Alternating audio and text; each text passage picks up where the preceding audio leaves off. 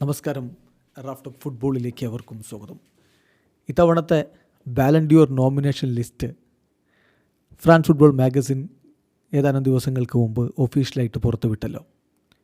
ഇനി ആർക്കായിരിക്കും ആ ബാലൻഡിയോർ എന്നുള്ളതാണ് ഫുട്ബോൾ ലോകം ഇപ്പോൾ ഉറ്റുനോക്കുന്നത്. സെപ്റ്റംബർ 22 പാരീസിലെ തിയേറ്റർ ഡു ചാറ്റ്ലറ്റിൽ വെച്ച് ആ പുരസ്കാരം സമ്മാനിക്കും. 30 പേരുടെ നോമിനേഷൻ ലിസ്റ്റിൽ ഓരോരുത്തർക്കും എന്ത് സാധ്യതയാണുള്ളത് നമ്മളൊന്ന് പരിശോധിക്കുകയാണ്. സ്കോർ 90യുടെ ഏറ്റവും പുതിയ പവർ റാങ്കിങ്, ഇത് ഫൈനൽ പവർ റാങ്കിങ് എന്ന് പറഞ്ഞുകൊണ്ടാണ് അവർ അവതരിപ്പിക്കുന്നത്. സ്വാഭാവികം, കാരണം ഇനി ഉള്ള കളികളൊന്നും ഇതിൽ പരിഗണിക്കുന്നില്ലല്ലോ. സോ ഫൈനൽ പവർ റാങ്കിങ് അവതരിപ്പിക്കാം. 30ാമത്, അതായത് ഏറ്റവും കുറഞ്ഞ ബാലൻഡിയോർ സാധ്യത കണക്കാക്കുന്നത് ഡംഫ്രീസിനാണ്. 29ാമത് വിക്ടർ ഗ്യോക്കറസിന്. 28ാം സ്ഥാനത്ത് സ്കോട്ട് മാക്ടോമിനായി. 27ാം സ്ഥാനത്ത് ബൊറൂസിയ ഡോട്ട്മുണ്ടിൻ്റെ സെർഹൗ ഗിറാസി.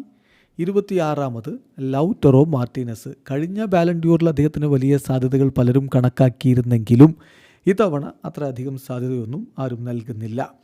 25ാം സ്ഥാനത്ത് ഡെക്ലാൻ റൈസ് വരുമ്പോൾ 24ാം സ്ഥാനത്ത് അലക്സിസ് മാക്കലിസ്റ്ററാണ്. അർജൻറ്റീൻ സൂപ്പർ താരം ലിവർപൂളിൻ്റെ കിരീട നേട്ടത്തിൽ പ്രധാനപ്പെട്ട പങ്ക് വഹിച്ചിട്ടുണ്ട്. 23ാം സ്ഥാനത്ത് ഫ്ലോറിൻ വേർട്സാണ്. അദ്ദേഹം ഇപ്പോൾ ബയർ ലെവർക്യൂസൻ വിട്ട് ഇങ്ങോട്ടേക്ക് ലിവർപൂളിലേക്ക് എത്തിക്കഴിഞ്ഞിട്ടുണ്ട്. എന്തായാലും പോയ സീസണിൽ അദ്ദേഹത്തിൻ്റെ പ്രകടനം വെച്ച് 23ാം സ്ഥാനം കൊടുക്കുമ്പോൾ 22ാം സ്ഥാനത്താണ് PSG ഫാബിയൻ റൂയിസ്. നമുക്കറിയാമല്ലോ, ഫാബിയൻ റൂയിസിൻ്റെ മറ്റ് 8 സഹതാരങ്ങൾ കൂടി ബാലൻഡിയോറിൻ്റെ നോമിനേഷൻ ലിസ്റ്റിലുണ്ട്. 21ാമത് ബയൺ മ്യൂണിക്കിൻ്റെ മൈക്കൽ ഒലീസയാണെങ്കിൽ 20ാം സ്ഥാനത്ത് വിനി ജൂനിയറാണ്. പോയ സീസണിൽ അദ്ദേഹത്തിന് ബാലൻഡിയോർ ലഭിക്കുമെന്നാണ് ഏതാണ്ട് എല്ലാവരും നിരീക്ഷിച്ചിരുന്നത്. പക്ഷേ അവസാന നിമിഷം കാര്യങ്ങൾ മാറിമറിഞ്ഞു. ചെറിയ വ്യത്യാസമാണ് ഉണ്ടായിരുന്നത് അവർ തമ്മിൽ എന്നൊക്കെ ഫ്രാൻസ് ഫുട്ബോൾ മാഗസിൻ്റെ അധികൃതർ ന്യായീകരണമായിട്ട് വന്നെങ്കിലും പലർക്കും അതത്ര അങ്ങ് ബോധ്യപ്പെട്ടില്ല എന്നുള്ളതാണ് യാഥാർത്ഥ്യം. ഏതായാലും അന്ന് വിനി ജൂനിയർ ഒരു പ്രസ്താവന നടത്തിയിരുന്നു, ഇതൊന്നും വിഷയമല്ല, 10x ബെറ്റർ പെർഫോമൻസ് അടുത്ത തവണ ഞാൻ നടത്തുമെന്ന്. പക്ഷേ അതുപോലൊരു 10x ബെറ്റർ നടത്താൻ അദ്ദേഹത്തിന് പറ്റിയില്ല. പരിക്കൊക്കെ അദ്ദേഹത്തെയും വലക്കുകയുണ്ടായി. ഏതായാലും ഇപ്പോൾ 20ാം സ്ഥാനമാണ് ഈ റാങ്കിങ്ങിൽ. ഇത്തവണ അദ്ദേഹത്തിന് ബാലൻഡിയോർ കിട്ടുമെന്ന് ആരും കരുതുന്നില്ല. 19ാമതാണ് എർലിംഗ് ഹാലൻഡ്.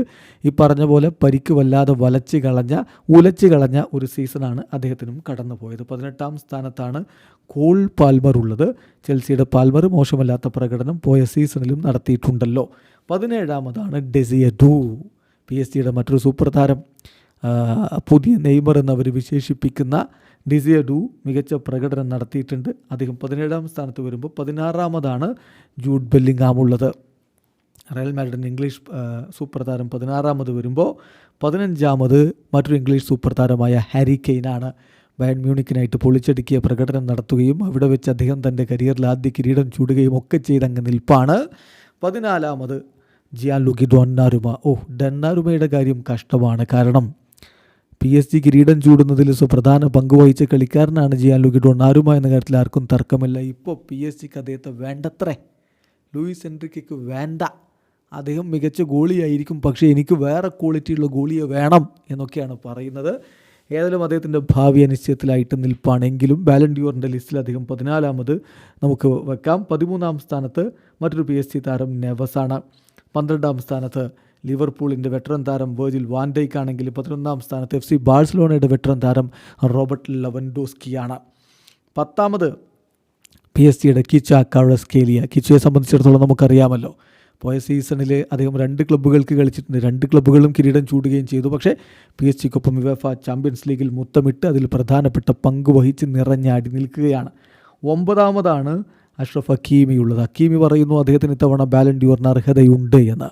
അത്രയും മികച്ച പ്രകടനം അദ്ദേഹം നടത്തിയിട്ടുണ്ട് എന്നുള്ളതും ശരിയാണ്. പക്ഷേ ബാലൻഡിയോർ ലഭിക്കുമെന്നാരും കരുതുന്നില്ല. 9ാം സ്ഥാനത്താണ് അദ്ദേഹത്തിന് ഈ പവർ റാങ്കിൽ ഉൾപ്പെടുത്തിയതെങ്കിൽ അദ്ദേഹത്തിൻ്റെ മറ്റൊരു സഹതാരമായിട്ടുള്ള ന്യൂനോ മെൻഡസ് ആണ് 8ാം സ്ഥാനത്ത്. ഈ പറഞ്ഞ പോലെ ഹക്കീമിയെ പോലെ തന്നെ പ്രധാനപ്പെട്ട മത്സരങ്ങളിൽ വമ്പൻ പ്രകടനം അദ്ദേഹം നടത്തിയിട്ടുണ്ട്. യുവേഫ നേഷൻസ് ലീഗിൽ പോർച്ചുഗലിനൊപ്പവും മുത്തമിട്ടിട്ടുണ്ട്. 8ാമത് അദ്ദേഹം വരുമ്പോൾ അദ്ദേഹത്തിൻ്റെ പോർച്ചുഗീസ് ദേശീയ ടീമിലെ കൂടി സഹതാരമായ PSG ദേശീയ ടീമിലും സഹതാരമായ വിറ്റിഞ്ഞയാണ് 7ാമത്. PSG മധ്യനിരയിലെ കരുത്ത് അദ്ദേഹമാണ്.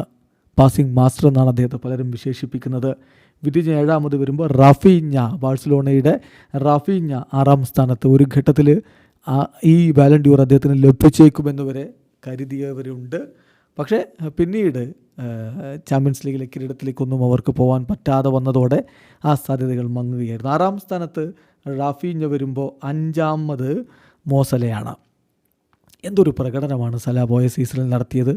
പ്രീമിയർ ലീഗ് അദ്ദേഹം അടക്കി ഭരിക്കുകയായിരുന്നില്ലേ. ഗോളിലും അസിസ്റ്റിലും ഒക്കെ അദ്ദേഹം തലപ്പത്ത് നിൽക്കുന്ന കാഴ്ച ലിവർപൂളിനെ പ്രീമിയർ ലീഗ് കിരീടത്തിലേക്ക് കൊണ്ടുപോവുകയും ചെയ്തു. ആ പ്രകടനം അദ്ദേഹത്തെ ഈ റാങ്കിങ്ങിൽ 5-ാമത് വരുത്തുമ്പോൾ 4-ാമത് FC ബാഴ്സലോണയുടെ മധ്യനിരയിലെ സൂപ്പർ താരം പെഡ്രിയാണ്. 3-ാമതാണ് കിലിൻ എംബാപ്പെ.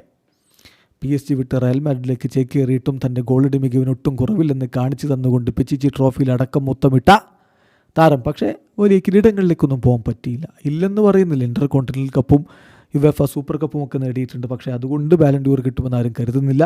3-ാമതാണ് എംബാപ്പെ എങ്കിൽ 2-ാമതാണ് ലമീൻ യമാൽ. പോയ സീസണിൽ ബാഴ്സലോണക്കായിട്ട് 17-കാരൻ പൊളിച്ചടുക്കി. ഇപ്പോൾ 18ആയി, പക്ഷേ കഴിഞ്ഞ സീസണിൽ 17 വയസ്സായിരുന്നു. ആ ഒരു മാജിക്കൽ പെർഫോമൻസാണ് ബാഴ്സലോണയെ മുന്നോട്ട് കൊണ്ടുപോകുന്നതിൽ സുപ്രധാനമായ പങ്ക് വഹിച്ചത്. ആ പങ്ക് ഏതായാലും എല്ലാവരും അംഗീകരിച്ചു എന്ന് തന്നെയാണ്. അദ്ദേഹം ഈ ലിസ്റ്റിൽ 2-ാമത് വരുമ്പോൾ ഒന്നാമത് ഒസ്മാൻ ഡംബലെയാണ്. ഡംബലയുടെ കാര്യം കേൾക്കുമ്പോൾ ഒരു പക്ഷേ ബാഴ്സലോണയുടെ ആരാധകർക്ക് വല്ലാത്തൊരു അവിശ്വസനീയത വരും. അവിടെ അദ്ദേഹം കുറേ കാലം കളിച്ചിട്ട് പരിക്കിൻ്റെ പ്രശ്നങ്ങളും മറ്റുമൊക്കെയായിട്ട് ആ മികവിൻ്റെ പാരമ്യതയിലേക്ക് പോകാൻ പറ്റിയിട്ടുണ്ടായിരുന്നില്ല. എന്നാൽ PSG വന്നിട്ടോ ഗോളടിച്ചു കൂട്ടുന്ന ഒസ്മാൻ ഡംബലെ, ആ ഡംബലയിലൂടെ അവർ കിരീടത്തിലേക്ക് പോകുന്നത് കാണുന്നു.